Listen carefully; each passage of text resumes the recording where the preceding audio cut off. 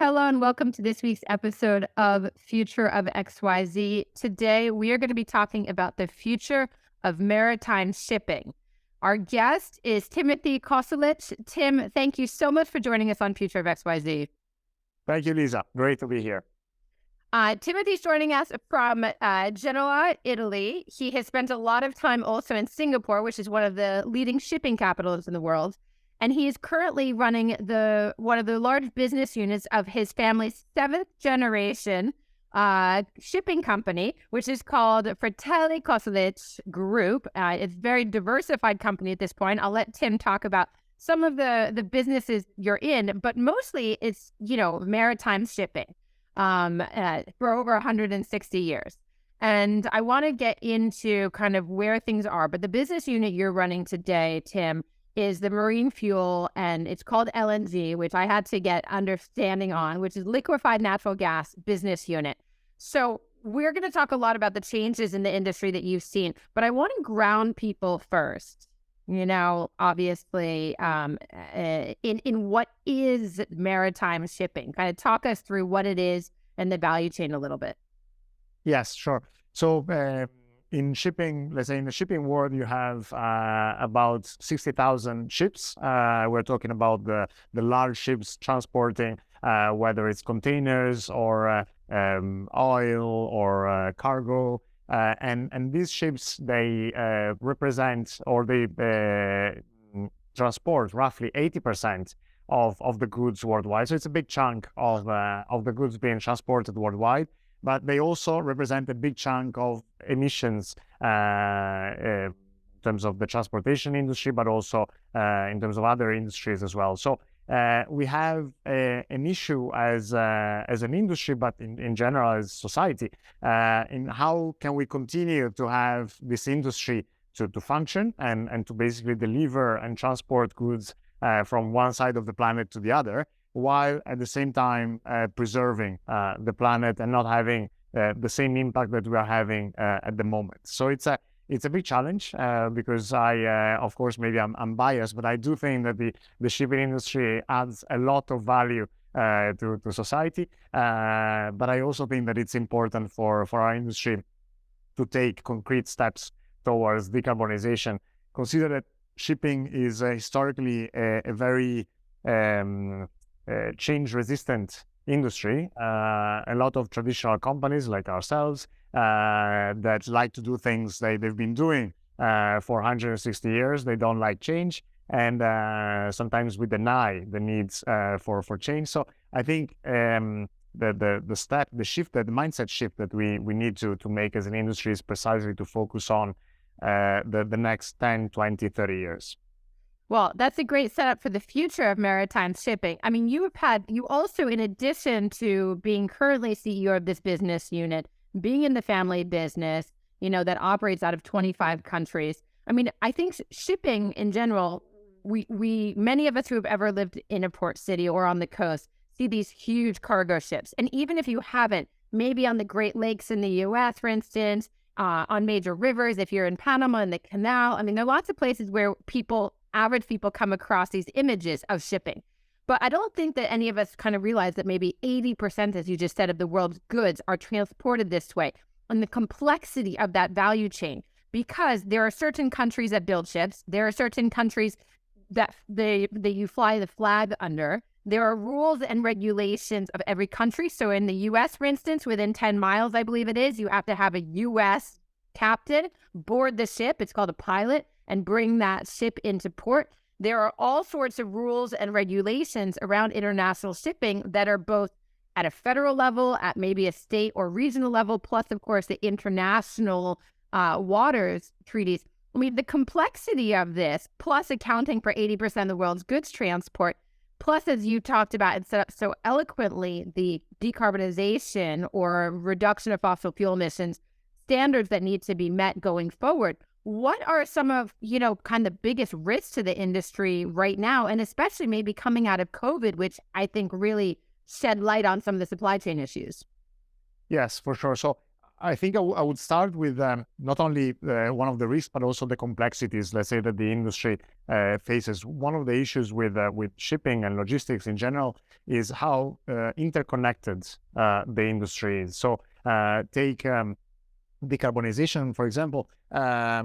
It's not only about what fuel the industry will use, what fuel ships will use in the future, but it's also about, is there the infrastructure for ships to be able to get that fuel everywhere in the world? Because if you have a ship, you want to make sure that you can get that fuel for your ship regardless of where the ship is. Number one. Number two is enforcement. Who's going to do the enforcement? What if you are a bad person, you want to continue to pollute the world, even if rules say otherwise? So who's going to check and who's going to enforce, and what the punishment will be if you don't respect the rules? The other part is availability of the product, and maybe we'll talk about it a bit later, but depending on what fuel will be the future of the shipping industry, there is an issue with availability of products, because the clean fuels are not currently available at scale.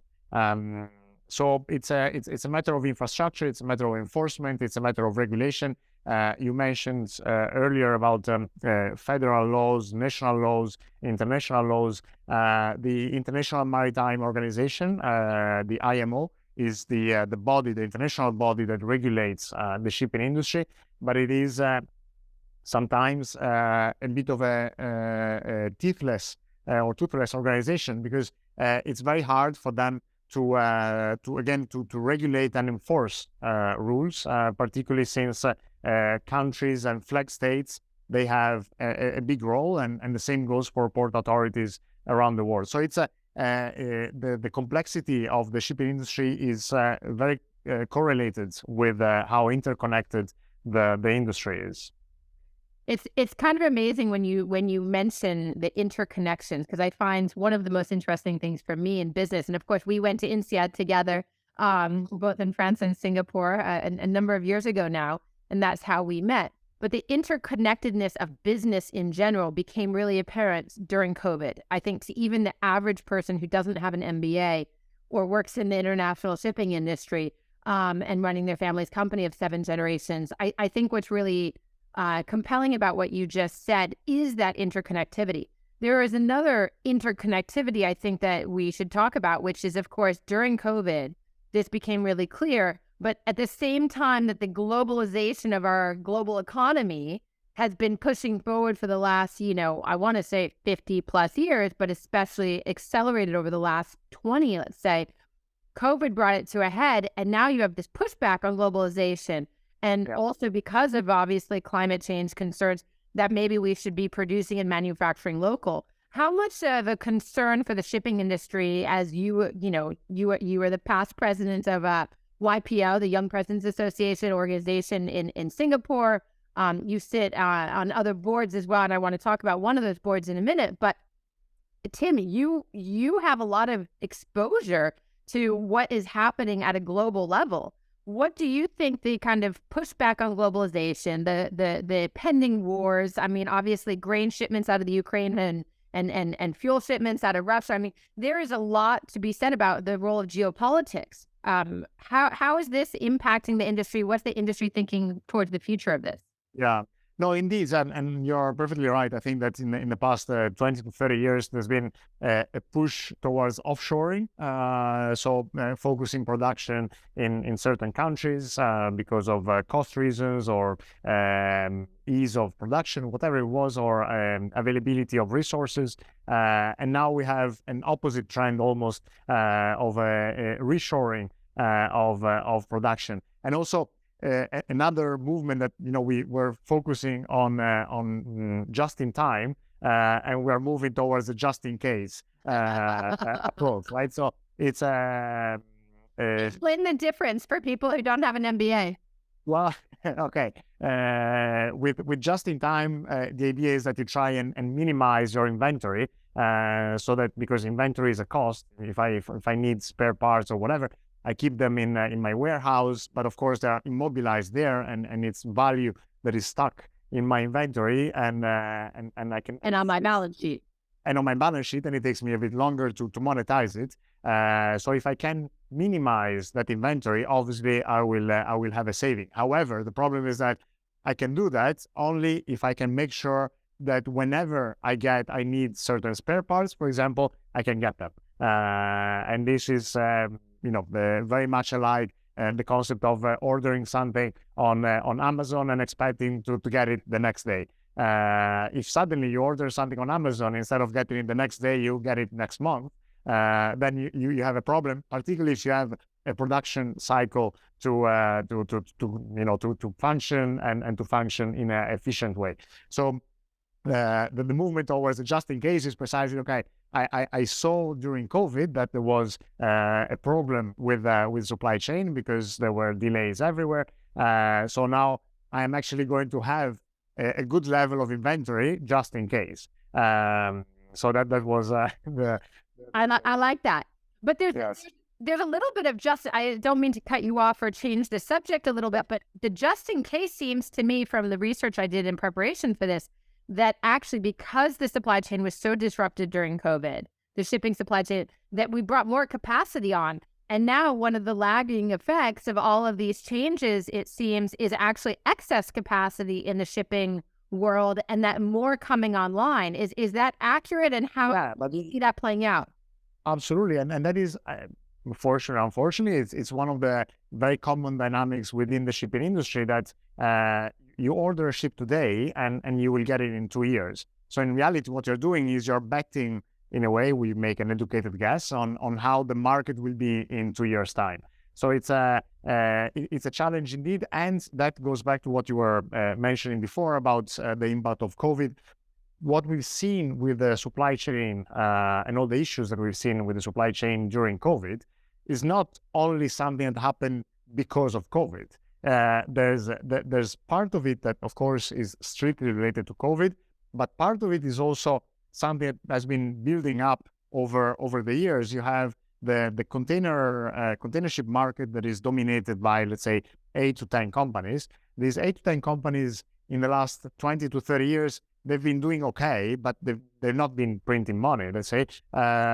So particularly during times in which volumes maybe were not particularly high, they understandably decided to reduce capacity. So scrapping some of the older vessels and so reducing their cost base. Then, so you have a reduction in the capacity. You have an industry that is dominated by a smaller number of players. And then suddenly you have COVID with people who start buying like crazy online. They want to renovate their home. They want to have a home office. They cannot travel. So instead of spending on travel and bars and restaurants, they spend on online to buy stuff. And so volumes go up and the capacity is there. It's not there. You cannot increase your capacity from one day to the other. So then the rates, they shoot up and they go to incredible levels.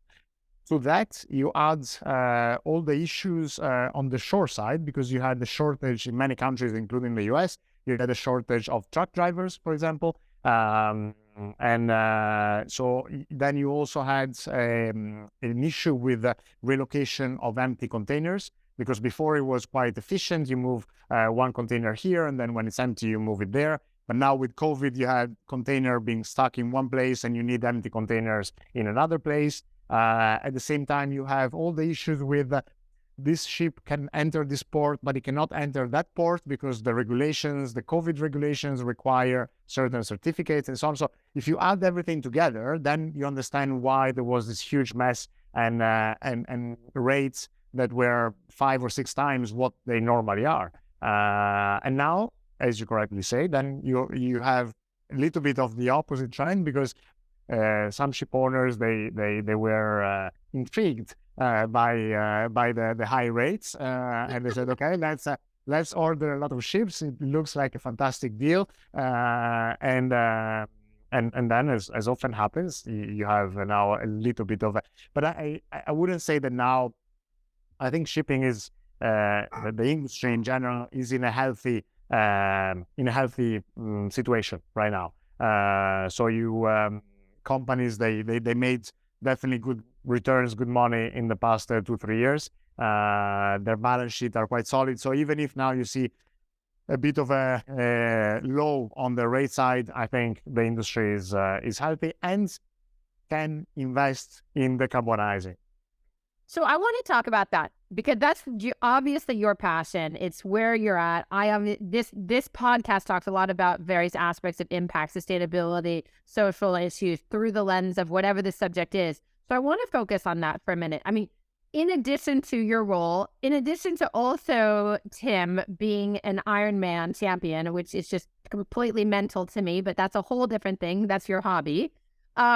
You are also chair of the board of the IBIA, which stands for the International Bunker Industry Association. Now, I had to look up what bunkering is. Yeah. I want to give you a chance to talk about what you do at Fratelli Cosulich Group, as well as chair of that, as well as, just kind of with an eye towards the future of the maritime shipping world. Decarbonization, new laws. I mean, I think as of January of this year, we had the Maritime Organization's carbon intensity indicator, which is now this new kind of measurement throughout the industry. Talk to us a little bit or a lot of it about what's happening in the future right now and towards the future of decarbonization, et cetera. Yeah. So let's say the bad news is that right now, not much is happening in terms of right now there isn't much decarbonization going on right now. However, the good news is that since I would say a couple of years ago, you finally see companies investing money in decarbonizing the industry. Until 2 or 3 years ago, that was the only topic at any shipping conference you would go to, but talking was the only thing that the industry was doing. Everybody was talking about decarbonizing, but nobody was really spending money on it. Now, finally, since 2 or 3 years ago, you have ship owners ordering ships that are more environmentally friendly, let's say, because they use more environmentally friendly fuel. And you have suppliers and traders like ourselves who also focus on that, investing on that process. It's hard to say exactly how the future will look like. What at the moment, let's say, the most likely scenario is that you have a number of fuels being used, and a number of fuels such as LNG, liquefied natural gas, ammonia, methanol, and then maybe in the more distant future, hydrogen. Reason why it's likely that there will be a mix of these fuels is that each fuel right now presents some issues, but also in terms of, as I mentioned earlier, in terms of availability of the product. Right now, you wouldn't have enough of any of these fuels to satisfy the demands of the entire shipping industry.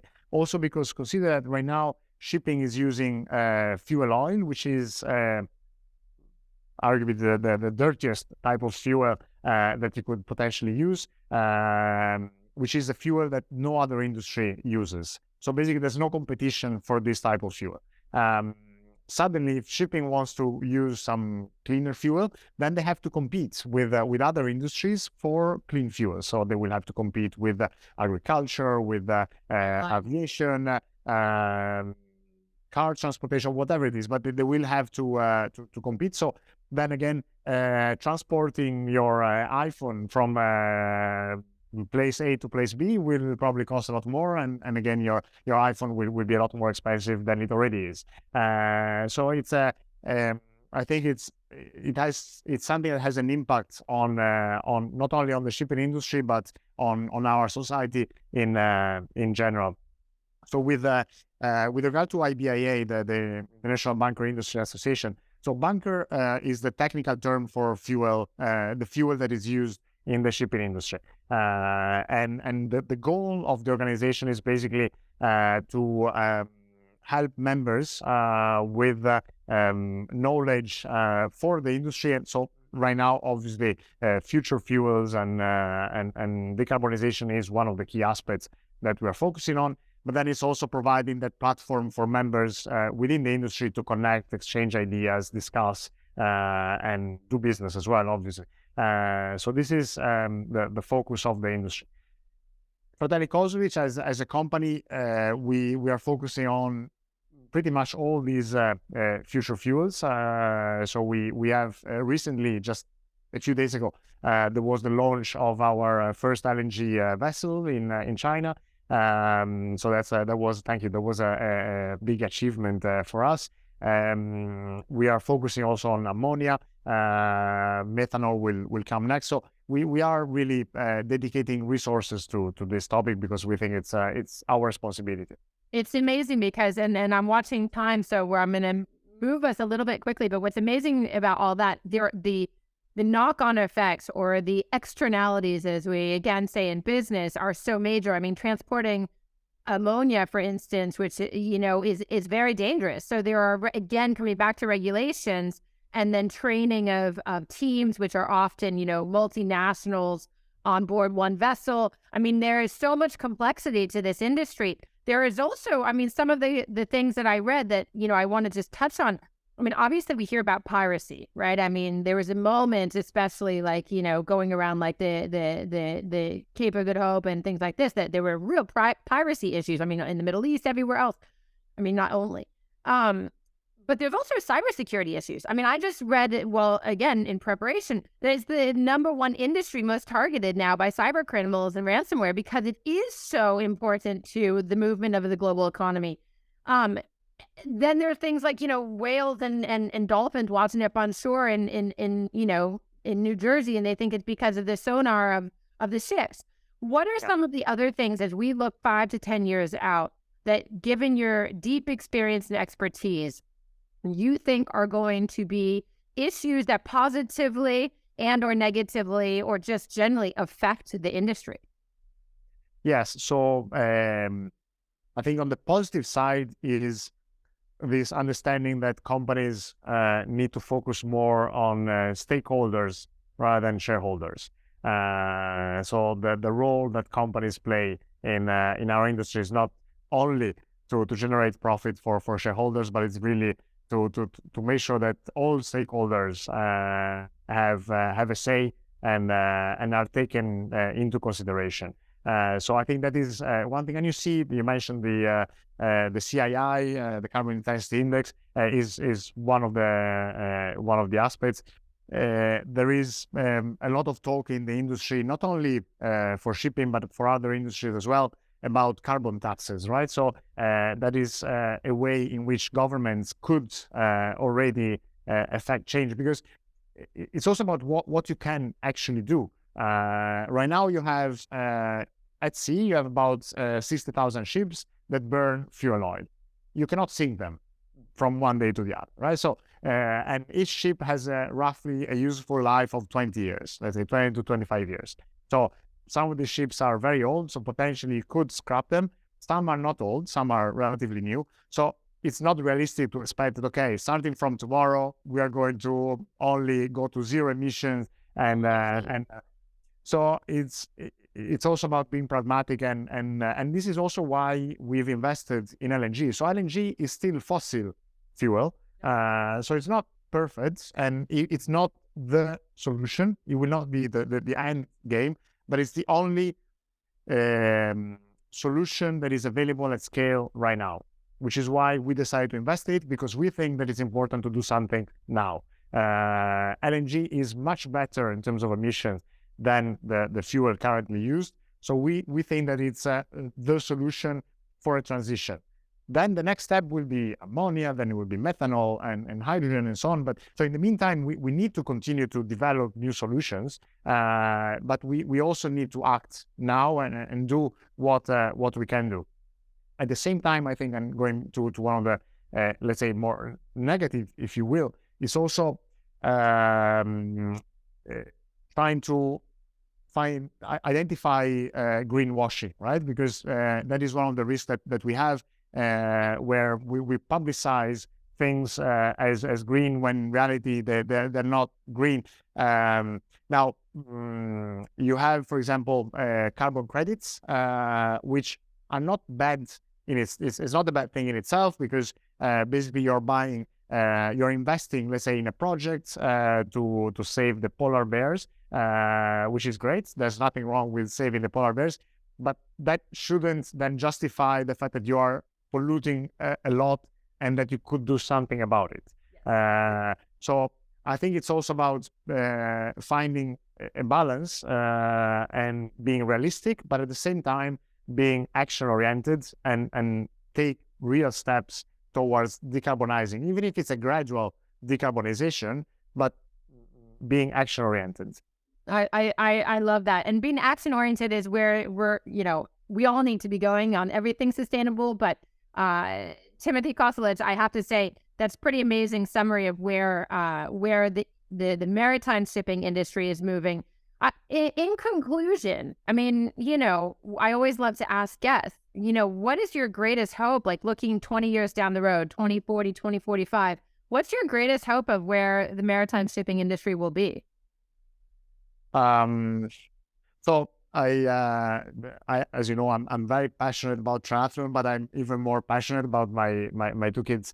And what I hope is that in 20 years or 30 years, that my kids, they thank me for whatever I did for the shipping industry, and they don't come back to me and say, "Dad, what did you do? Why did you pollute so much or whatever?" So that is my hope. I hope that in 20 to 30 years, my kids will be proud of whatever I did to help. I don't think that on my own I can do anything really, but for the part that I played in this process.